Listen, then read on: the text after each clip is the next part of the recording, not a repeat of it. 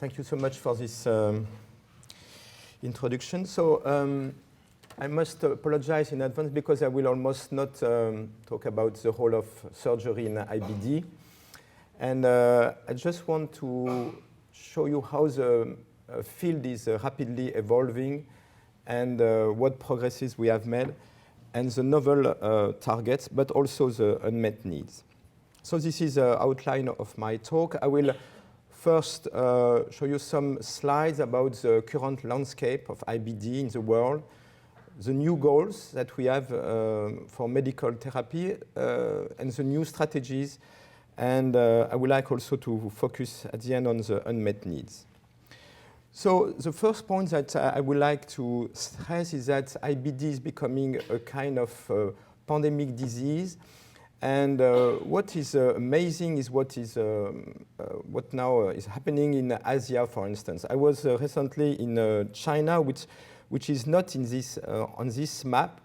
And actually what is happening in Asia is astonishing because they have a rising incidence of ulcerative colitis coming first, and then Crohn's disease, meaning that ulcerative colitis has started to increase in the 90s, and now they are seeing the first cases of Crohn's disease. So basically, what is happening in Asia is reproducing what has been observed in Northern Europe and US in the 50s and 60s. And of course, this suggests a strong role of environmental factors that we still don't know. This is, I think, an important slide coming from Sweden. From Denmark about the mortality in IBD, because very often it's said that IBD is associated with high morbidity but not mortality. Actually, when you look at this slide and you have on the left hand side the rate of death according to age at onset, so in control, UC and Crohn's disease, as you can see, the mortality is still increased in the first year after diagnosis. The intermediate and long-term mortality are still increased by 10% in UC and 50% in Crohn's disease.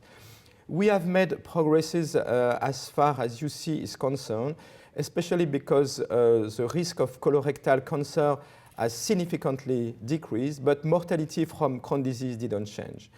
Just would like to drive your attention to this subgroup, which is a young age at onset group. And in this young age at onset, as you can see, there is still an increased risk of mortality. This is a risk of colorectal cancer, meta-analysis of population-based study.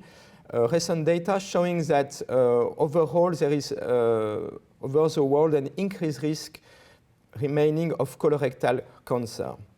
But the point is that the major risk factor which still remain is primary sclerosing cholangitis. In this study coming also from Denmark, as you can see, the relative risk associated with UC and PSC was 9.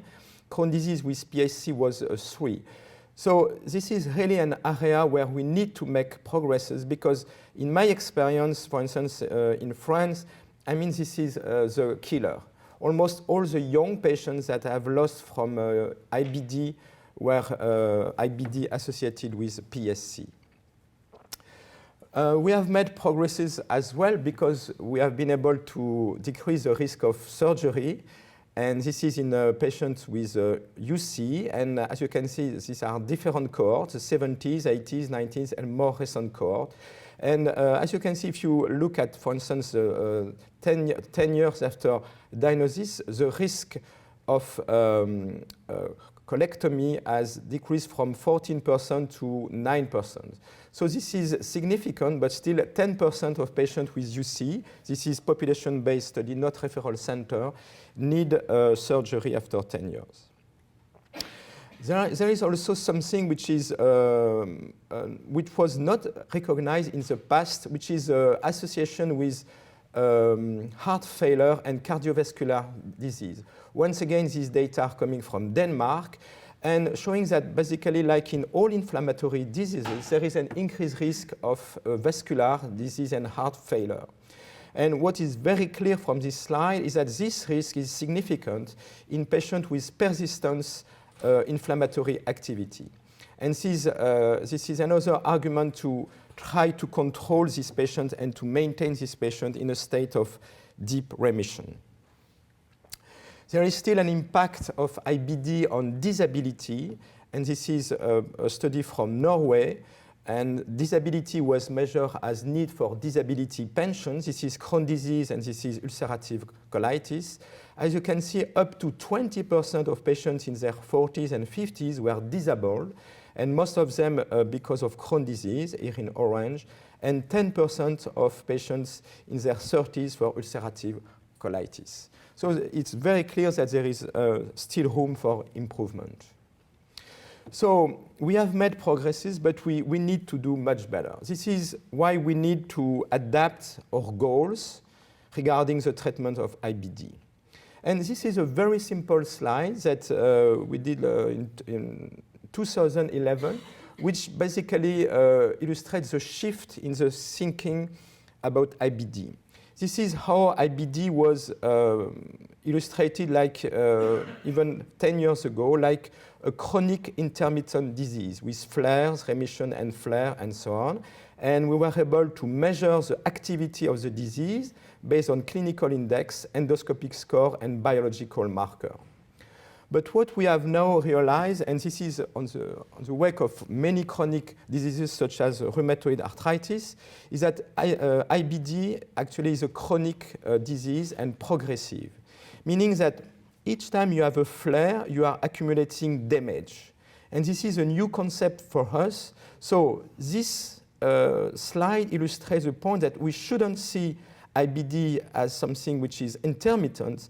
IBD is our chronic progressive diseases leading from complications leading to complications such as stricture, fistula, abscesses, need for surgery and disability. And the new goal of treatment is not only to control the flares, but is to block disease progression and damage.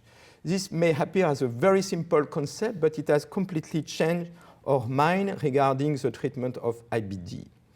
And this is just an illustration. This is what we need to do, basically, is to block progression and to flatten this curve. By the way, the point is that so far we didn't have any good index, any good score to measure damage in IBD. And very recently, we developed a new system to measure the damage in patients with Crohn's disease. This is my late friend Mark Lehmann, and we did this study, and this was an international study. And we recently developed this index, which is based on the need for, or on the past history of surgery and MRI to measure the digestive damage. I don't have time to show more about this index, but this will become a very important endpoint in the near future.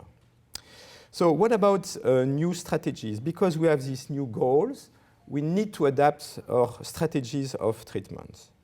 So these are some, this is basically a new vocabulary for us. Treat to target, tight control through monitoring, need for early intervention, and the need for new drugs. So I will just briefly tackle all these different points. What's the concept of treat to target? The concept of treat to target is a common concept in all chronic diseases. For instance, if you go to your cardiologist or endocrinologist or rheumatologist, they are focusing on the targets of their medical treatment. For instance, the target in hypertension is his blood pressure and LDL cholesterol level. For diabetes, this is a target. And this is completely new for us because we need to develop the same concept and to change the targets in the treatment of IBD. So far, we were concentrating on controlling the clinical activity. We were just very happy when we were able to control symptoms. But it's very clear that we need to go much deeper in this iceberg. And what we are now trying to do is to target the endoscopic activity. And this concept actually came in 1999 when this paper was published, and this made the cover of Gastroenterology. And for us, it was like a revolution, because this was the first time that using a medical treatment, we were able to heal the mucosa of patients with Crohn's disease. And now the endoscopic healing is becoming the new target of the treatment of IBD, and it's no more about symptoms. So there are a lot of retrospective studies showing that endoscopic healing in IBD, in Crohn's and UC are associated with better outcome. This is, for instance, one example in Crohn's disease from a pivotal trial, which is called the Step-Up Top-Down study. And at the end of this study, 50 patients had an endoscopy 2 years after the beginning of the study and were followed up through year 3 and 4. And here you have in pink all those patients who are in endoscopic remission, basically no ulcer at endoscopy. And some of the patients had remaining endoscopic activity as measured by the endoscopic score. And as you can see, if you are able to get endoscopic healing at year 2, this is associated with much better outcomes through year 3 and 4. Remission of steroids and no need for biologics, and new or active draining fistula.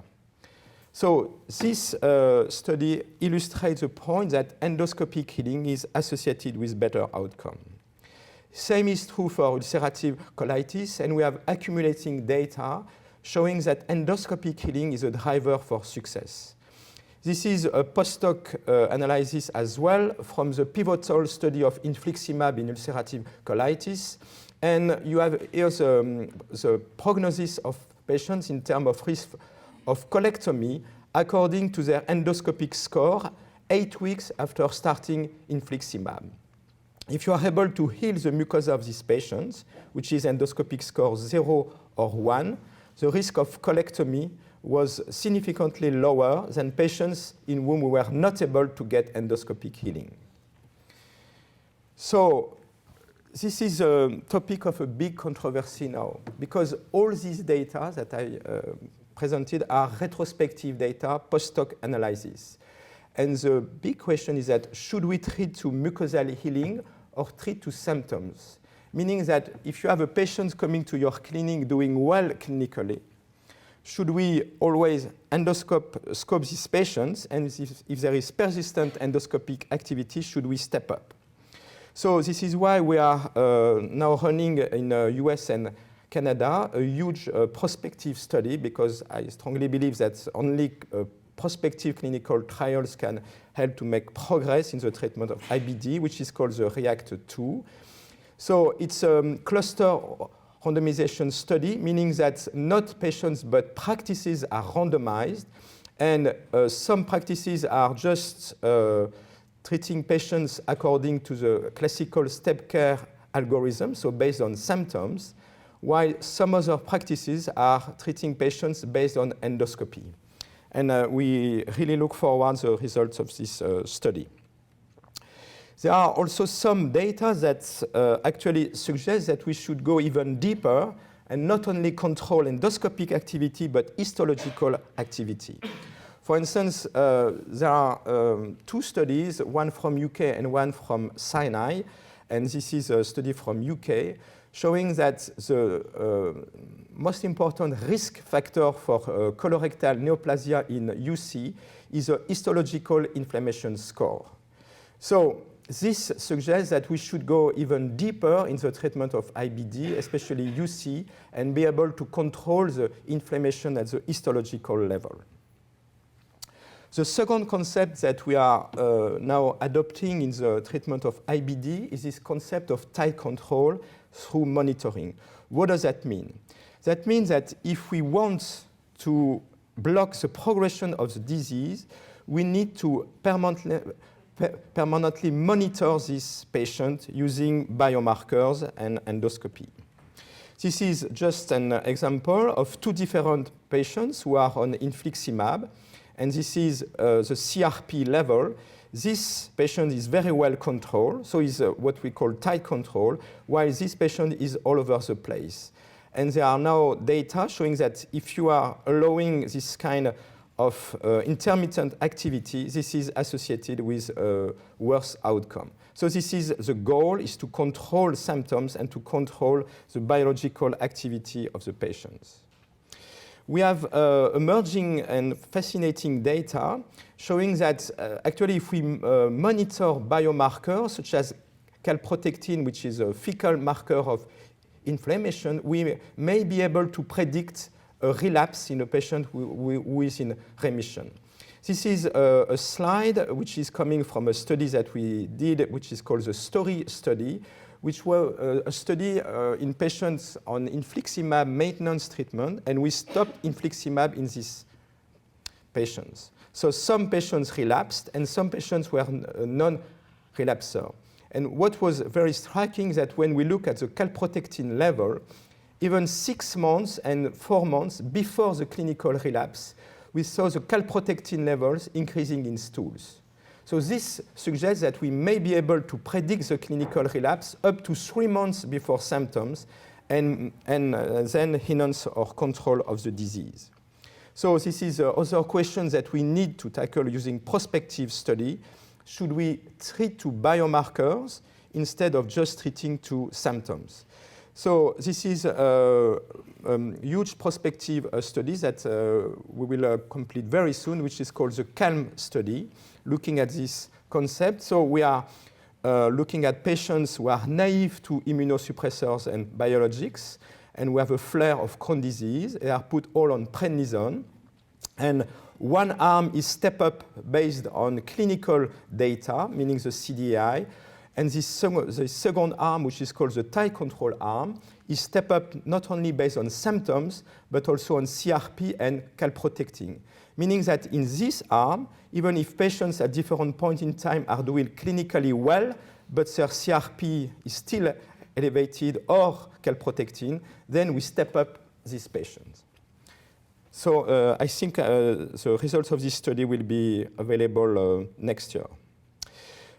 Something which, in my view, may be the most important, and especially because I've seen many patients here in New York who are coming too late to our clinical care, is a need for early intervention. I strongly believe in this concept that there is a window of opportunity in the treatment of IBD. And unfortunately, very often our patients are coming to the clinic, for instance, after 1 or 2 years after diagnosis. And sometimes the delay between symptoms and diagnosis is also very important. And this is a huge problem. So why is that? Because there are a lot of data showing that if you treat the patients in their very early in their course, this is associated with much better results for medical treatment. This is analysis of the CHARM study. So this is adalimumab in Crohn's disease. And as you can see, if you treat patients within 2 years after diagnosis, the impact of adalimumab is much better than if you treat patients, for instance, after 5 years of diagnosis. This is a study looking at the most effective strategy in the treatment of Crohn's disease, which is a combination of infliximab and azathioprine, and showing, as far as mucosal healing is concerned, the superiority of infliximab plus azathioprine over monotherapy with infliximab or azathioprine. But the point that I would like to make is that if you select patients who are early patients, meaning less than 18 months with no complications, this is a kind of results that we can now obtain in patients with Crohn's disease. When you treat this early patient with a combination, you are able to get 65% of patients in full clinical, biological, and endoscopic remission. So this really points to the importance of early intervention in Crohn's disease and UC. So we have made a lot of progresses as far as development of new drugs. This is just an example of the pipeline of ulcerative colitis, and there are now many drugs which are in phase 2. and phase 3. And as you know, the big progress in the treatment of IBD is a control of the migration of lymphocytes from the blood to the gut. So this migration of cells is linked to the adhesion molecules, meaning that lymphocytes in the blood are adhering to the endothelium and migrating to the gut. And the goal of this new treatment is basically to block the recruitment of these cells. So there are several molecules that play an important role in lymphocyte trafficking, and one of the most important interaction is between alpha-4 beta-7, which is expressed on lymphocytes, and MAdCAM, which is expressed on the endothelium. And we have now new treatment to block this interaction. So this is just a cartoon showing the different drugs that are developed to block the interaction between lymphocytes and endothelial cell. And I just would like to illustrate this new drug, which is vedolizumab, Entyvio, which is now approved in the treatment of Crohn and UC in the US. And this is a result of the pivotal trial of vedolizumab in UC, showing actually amazing data, because at 6 weeks, this is clinical response. This is clinical remission and endoscopic healing, so the study was strongly positive. But what is very encouraging are these maintenance data at 1 year, showing the superiority of vedolizumab every 8 weeks or every 4 weeks over placebo as far as clinical remission, 45%, durable clinical response, endoscopic healing, up to 60% at 1 year, durable clinical remission, and steroid-free remissions. So we are making progresses in the medical treatment, and there are now new drugs that are developed on the wake of vedolizumab. Finally, I would like to illustrate some remaining unmet needs. A big problem that we have in the clinic, and I'm sure you will agree about that, is the heterogeneity of our patients. When you see a patient in your clinic at diagnosis, I mean, these patients may be a very low progressive patients or patients with a very aggressive disease. The problem is that when you see this patient at diagnosis, you can't predict what will be the course. And if I would be able to predict this indolent patient or aggressive patient, of course I will adapt my treatment, meaning that this patient certainly is, we can treat him or her with a step-up progressive treatment, while this patient certainly merits the most aggressive intensive therapy from the beginning. So we are working a lot on prognostic factors, which may be clinical, endoscopic predictor, imaging, genetic, serological markers, or fecal biomarkers. But the point is that so far we are just relying on clinical markers. This is a list, for instance, of the different predictors of bad progression of disease in Crohn's disease. And as you can see, most of these markers are clinical, even though there are some emerging data about the role of some genetic markers and serological markers. But in the clinic so far, this is how we decide if a patient needs an intensive treatment from the beginning. This is based on disease location, extent, and severity of disease at endoscopy. This is a very interesting study coming from Cedars-Sinai in Los Angeles, looking at the potential role of genetic markers to predict the outcome of UC.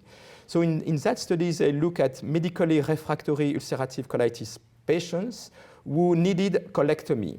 And they calculated in this patient a genetic score based on different risk polymorphism. And they classify their patients according to these different markers. And as you can see, if you have no genetic, if your genetic risk is low, the risk of colectomy is almost none. Why, if you are accumulating this polymorphism in your blood, the risk of colectomy is very high. So, of course, this is kind of preliminary data, but if this holds to be true, this will be very important, because then maybe we could predict what will be the outcome of ulcerative colitis at diagnosis. Something which is also fascinating is a new way of thinking about IBD, meaning that in the past, IBD was just ulcerative colitis and Crohn's disease. And as you know, we have made huge progresses as far as genetics of this disease. So there are some genes associated with UC, some genes associated with Crohn's disease, and some common genes. And what we are now doing is to try to stratify patients, meaning that this classification is probably too simple. And we want to classify patients in different subtypes based on their genetic markers. So, for instance, instead of having just UC and Crohn's, you could have ulcerative colitis subtype 1 associated with some genes and some pathogenic mechanism, and for instance, UC subtype 2, Crohn's disease subtype 1, and so on and so forth. So in the future, what we hope is to see the patient at diagnosis, to classify this patient based on genetic markers, and then based on the mechanism of the disease, which is inferred from this genetic marker, then adapt the treatment of this patient and provide a kind of mechanistic approach to the medical treatment of this patient instead of just the same approach for all patients. And this is illustrated in this cartoon. So when we will see a patient in the clinic, we'll choose treatment based on mechanism of action 1, for instance, and if there is loss of response, we can switch to different mechanism of action. And finally, last point that I would like to make is that there is a huge need for education in IBD. I'm talking about education of patients and education of doctors. I've been amazed to see that, for instance, in New York, a lot of patients still believe that IBD is just a consequence of diets, and that they can control their disease with this kind of, for instance, diet which is a carbohydrate-free diet, even though there are absolutely no data. So we need to educate patients, but we need also to educate doctors, and we need to align the physician goals and the patient goal. When you discuss with the doctors, they want to avoid surgery, they want rapid remission, reduce complications, avoid steroids, and induce mucosal healing. But you need to discuss with the patient because these are the patient goals. And instead of long-term, they are short-term perspectives. They want no symptoms, no side effects. They want to discuss their anxiety with the physicians and to discuss all related issues as far as fatigue, fertility, sexuality, and so on. So to me, this is the most important point. We need to establish the goals and to discuss the goals together with the patients. And just to illustrate this point, this is a survey that we did when I was still in Europe, and this is a survey that has been done with patient association, and looking in almost, more than 20,000 patients about their view of the treatment of the disease. And 18% of patients had to wait more than 5 years for diagnosis. 67% were admitted to emergency care before diagnosis, meaning that the disease was not diagnosed. And 21% have suffered from discrimination. But to me, the most important part is mainly this. 40% of patients in this survey told us that they were not able just to discuss important topics with their doctors.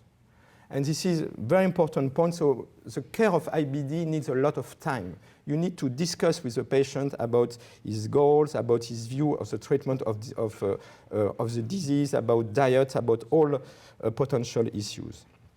This is why I also believe that the care of IBD is becoming more and more complex. And in my view, the care of IBD is ideally given in IBD centers, such as the ones that we have now at Sinai. And in the center, you need IBD expert, fellows, but you need a kind of holistic approach of the disease with dietitian, psychologist, social worker. And of course, we need to work in a tight link with surgeons. Maybe I should have made that bigger, radiologists, pathology, but also all different section of treatments such as skin, infectious disease, rheumatology, ophthalmology. So this is my view of the IBD center. And very nice point is that the IBD center actually will open in 2 weeks. And of course, the surgeons will have to play a very important role in this center and in the care of our patients. Thank you for your attention.